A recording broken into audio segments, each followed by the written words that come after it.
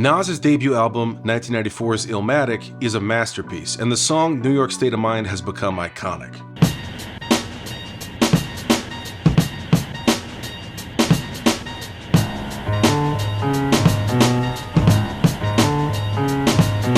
And in typical DJ Premier fashion, the music matches the lyrics perfectly. So much so that we have to talk about it. Alright, we're gonna start by talking about New York, specifically two big things to come out of it. Talk about how Nas and DJ Premier made this song, break it all the way down, analyze and recreate the beat, and see how this song takes those two big New York things we started with, rolls it into something new, and redefines the term New York State of Mind, both lyrically and musically. Ready? So after I filmed the main video, I got on a plane and I'm here, and then I realized there's a couple extra things that I gotta add for this video, so there's gonna be like a bonus video within the video. So keep an eye out. Here we go. So if there's one thing New Yorkers love, it's making songs about how much they love New York. An early example of this is the jazz standard by Vernon Duke, Autumn in New York from 1934. This is a beautiful jazz ballad that's been recorded by many different artists like Billie Holiday in 1952, Ella Fitzgerald and Louis Armstrong in 1957, and Frank Sinatra in 1958. It's a jazz standard, so that means it's been recorded and performed by so many people that I don't have time to list them all here. Lyrically, the song paints a picture of New York City through rose-colored glasses. The promise of new love or the gleaming rooftops at sundown make it feel like it's a comforting homage to home. It's a bit melancholy, especially when sung by someone like Billie Holiday, but overall portrays New York as this picturesque city brimming with opportunity. Or take the song New York, New York by Frank Sinatra from 1980. This is one of the best examples of New Yorkers singing about how great New York is. It's brimming with the same glow of unlimited opportunity with lines like, if I can make it here, I can make it anywhere, and I want to wake up in a city that never sleeps. You know why they don't sleep, right? Because sleep is the cousin of death. But we'll get there, that's coming, be patient. I'm doing a thing here, we're still setting up the story, it's gonna be worth it, okay? Another classic song about New York and how great New York is the Billy Joel song New York State of Mind from 1976. Billy Joel wrote this song as he was coming back to New York after having lived in LA, and as the song says, he was literally taking a Greyhound on the Hudson River line. He was in a New York state of mind. This song also takes a nostalgic view of New York City, and for some New Yorkers, especially Billy Joel fans, this is their jam. Look, I'm not trying to make fun of New York songs about how great New York is. I grew up in a few different places, so I don't have the same sense of pride in a singular city like this. If you're from New York and you love these songs, or any other song about New York, sing them loud, sing them proud. Each of these songs, Autumn in New York, New York, New York, and Billy Joel's New York State of Mind, have carried on this tradition for almost 90 years, painting a distinctly gorgeous picture of New York City. It's the greatest city in the world, full of opportunity, and you gotta get here. So this is one big thing coming out of New York, songs about New York and how great it is. The other big thing coming out of New York is, any guesses? I'll give you a hint. It took over the world, and it's the most popular genre of music today. Hip-hop is credited as beginning on August 11th, 1973 with DJ Kool Herc in the Bronx. It started here and spread throughout New York with more DJs and MCs emulating and evolving what hip-hop was. But fast forward through the history a bit, and by 1994, hip-hop was spread all over the United States, with West Coast G-Funk exploding into the mainstream, and Rap-A-Lot Records artists had begun spreading in the South. These each have their own distinct production styles to them, and they don't sound like New York hip-hop, but it's not just about location or production styles. As hip-hop began to get more popular, it produced things like MC Hammer's Can't Touch This from 1990, or Vanilla Ice rapping Go Ninja, Go in Teenage Mutant Ninja Turtles 2, Secret of the Ooze.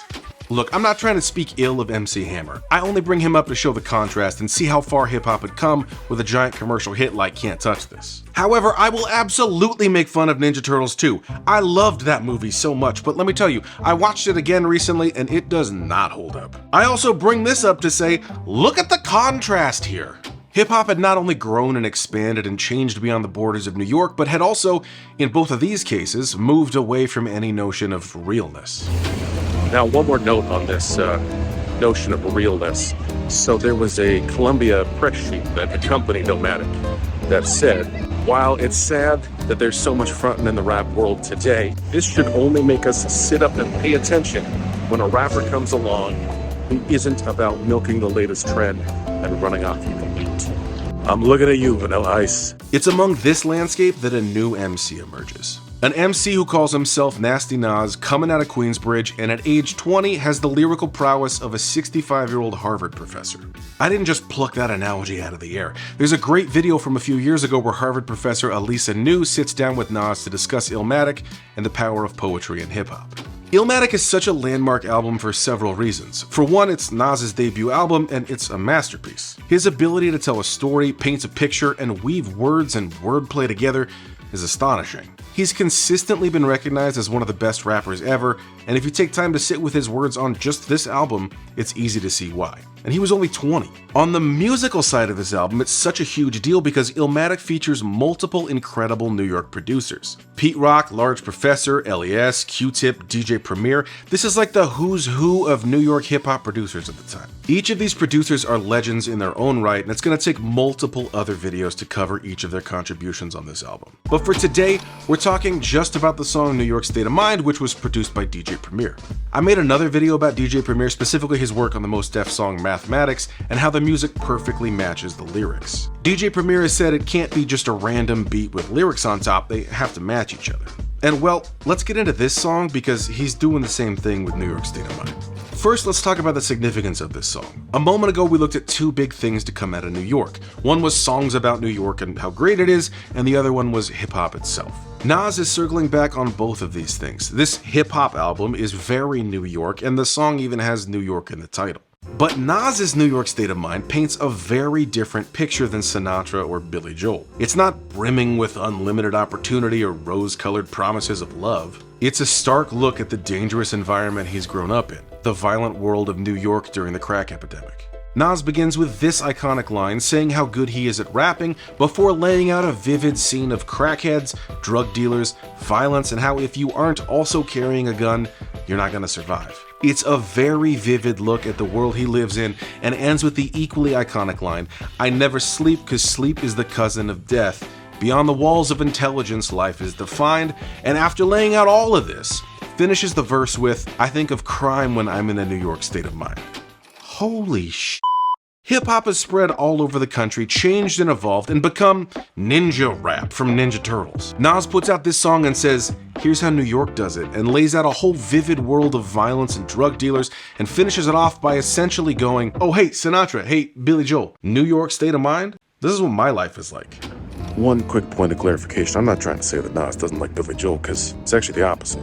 On Wednesday, he went on Colbert saying how much he loves him and hopes to collaborate with him someday. Oh, look at that. It's Madison Square Garden. Wonder who's playing there.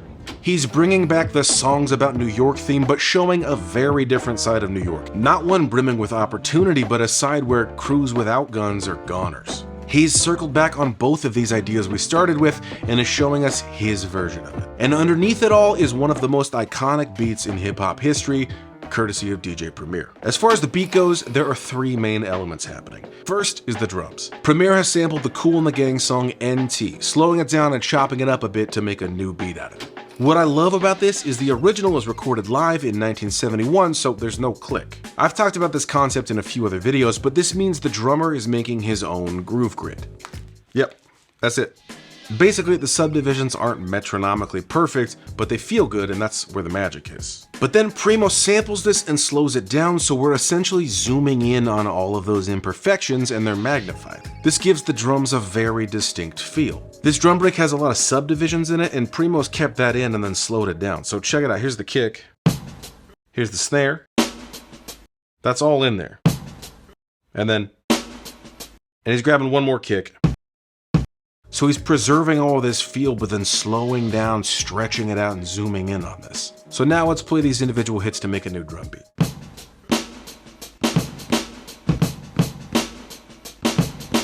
Put a pin in this zooming in idea, because we're coming back to it in a second. Then we've got that high-pitched sample on top. This is taken from the Donald Byrd song Flight Time from 1973. The opening of the original song has a plane taking off with these pitches coming in at the start. And Primo's cut this and pitched it down, but that plane is still in there. Check it out. We're gonna grab a couple of those. The effect is that it sounds almost like a bird or a subway train or something. You put these two together and you get a sound that, it just sounds like New York hip-hop.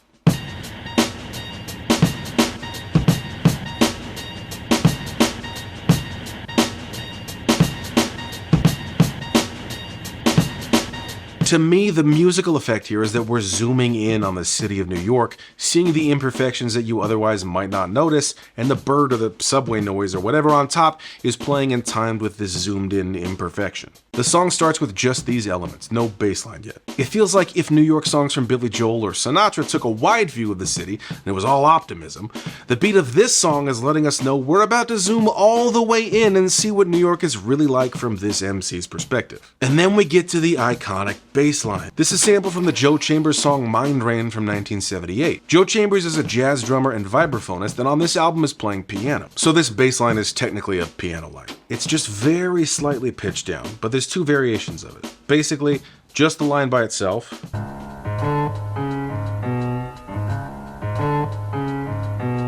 and then the version that has that piano triad on top. Let's layer that in.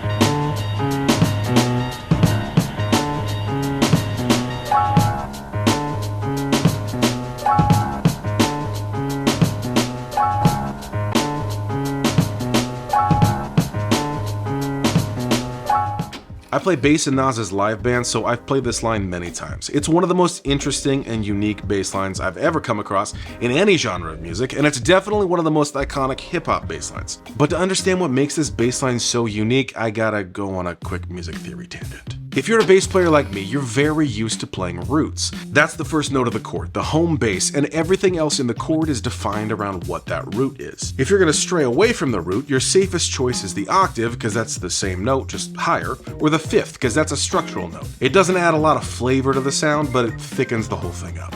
Another good option is the third, which could be major or minor, and defines the next part of the chord. Basically, you can't have like a D flat minor 7 flat 5 flat 9 or whatever without first having a D flat, the root, which establishes the whole thing, or the third, which is minor in this case, and therefore defines the rest of it as minor. As you add more and more notes to the chord like jazz musicians often do, the general rule is that you want your more interesting, colorful notes on top, voiced in the higher end, and your lower structural beginning of a chord name notes on the bottom are voiced lower. This is why bass players play so many roots. In order for the interesting extension notes on top, the 7, the 9, 11, 13, or whatever, you have to have the structure underneath contrasting and showing why these higher notes are unique. Structure notes on bottom, colorful extension notes on top. Got it. But this Joe Chambers sample takes this idea and flips it upside down. Alright, here's what I think is so interesting about this bass line. You basically start on the root, then you play a fifth, shoot past the octave for a minor ninth, fifth, octave, fifth, flat 7, then you have flat 5 to regular 5.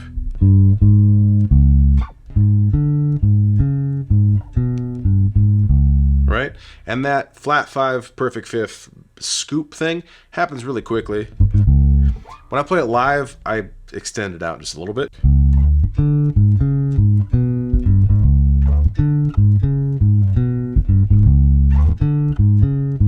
Although, I mean, picture this with live drums too, so it's a slightly different feel than the original sample. But there's all these really interesting chord tones in the bass line that bass players normally don't get to play. There's actually not even a major or minor third in the bass line. That's save for the piano chord on top, which is just the basic triad. So the piano has the structure on top, and the bass has all the interesting extension stuff below that. Sorry, just got to clarify one more thing. I said it's like a simple triad on top. It's not quite exactly a triad. So I was talking to Marquet, he plays keys for Nas. What's the chord that you play on top? Yeah, so it's a C sharp minor with the A flat at the bottom. Oh, it's just an A flat on the bottom. Yeah. Okay, it's inverted. Okay, cool. Yeah. All right.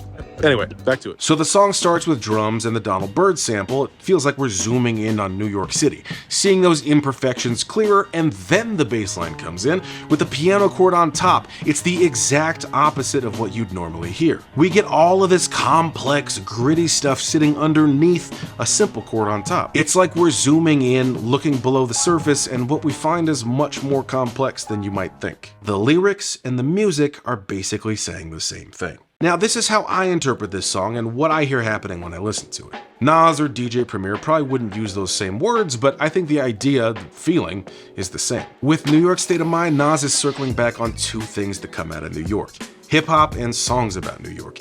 He's elevating hip-hop and lyricism to a new level and inverting our expectations about New York songs. In the years since it came out, this song has become iconic, and for many people, the quintessential New York song. Illmatic is heralded as one of the best hip-hop albums of all time, and through many more songs, albums, and years, Nas has cemented himself as a hip-hop legend.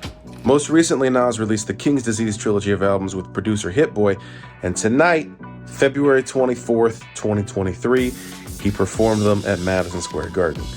I guess I should tell you why I'm in New York. I played bass. I just played Madison Square Garden with Nas. That is a crazy thing to say. That's crazy. It was incredible. Near the end of the King's Disease set, Mary J. Blige came out, and then just when you thought it was done, there was a low rumble, some thunder, and then playing that bass line at Madison Square Garden with Nas. Unbelievable. Unreal.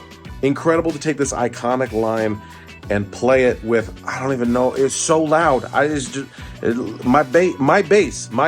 fingers are making the music, and it's going out there, and people are losing their minds because they love this song. Unbelievable feeling. Then we kept going with some of the classics. AZ came out for Life's a Bit. Slick Rick came out. Unbelievable show. Historic and incredible to see where Nas started and then ending up headlining Madison Square Garden. I am so grateful to get to be a part of that. That is, I don't have words for that. That's incredible. I mentioned earlier how DJ Premier has said that the music and the lyrics have to match. He's doing this on New York State of Mind. He also does this on a pretty insane level on the Mos Def song Mathematics. But for that story, you know the drill. You gotta watch this video.